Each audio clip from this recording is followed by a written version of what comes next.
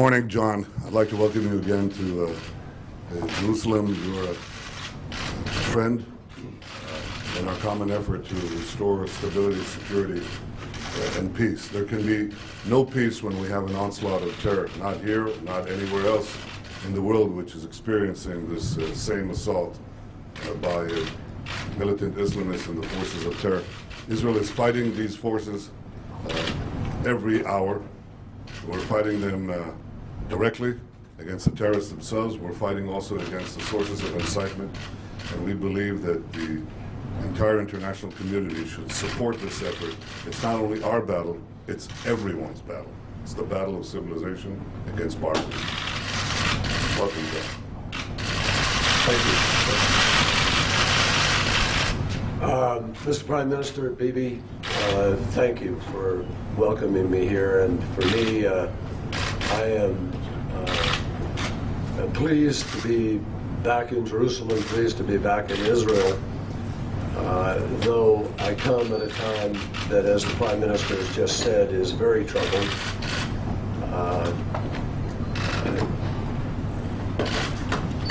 Clearly, no people anywhere should live with daily violence, with attacks in the streets, with knives or scissors or cars. And it is very clear to us that the terrorism, these acts of terrorism which have been taking place, deserve the condemnation that they are receiving. And today I express my complete condemnation for any act of terror that takes innocent lives and disrupts the day-to-day life of a nation. Israel has every right in the world to defend itself, and has an obligation to defend itself. And it will, and it is. Our thoughts and prayers are with innocent people who have been hurt in this process. I know that yesterday a soldier was killed in the Mahane Yehuda market, Jerusalem, and our thoughts and prayers are with his family and those who were wounded, their families. Regrettably, several Americans have also been killed in the course of these past weeks. And just yesterday, I talked to the family of Ezra Schwartz from Massachusetts, a young man who came here out of high school, ready to go to college, excited about his future. And yesterday, his family was sitting in Shiva, and I talked to them and heard their feelings, the feelings of any parent for the loss of a child.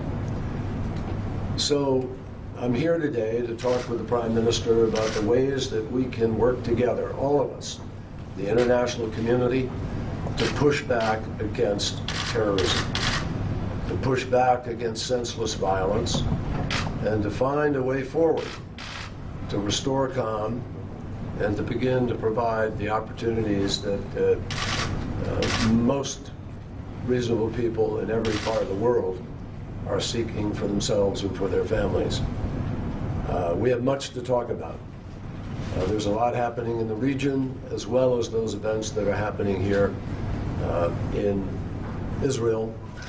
And we are deeply concerned about Syria, about Daesh, about regional unrest. We all have an interest, needless to say, in working together against this spasm of violence that is interrupting too much of the daily life of too many nations. So, Mr. Prime Minister, thank you for your welcome. I'm pleased to be back here to continue to work with you on these issues, and I thank you for your always generous welcome. Thank you.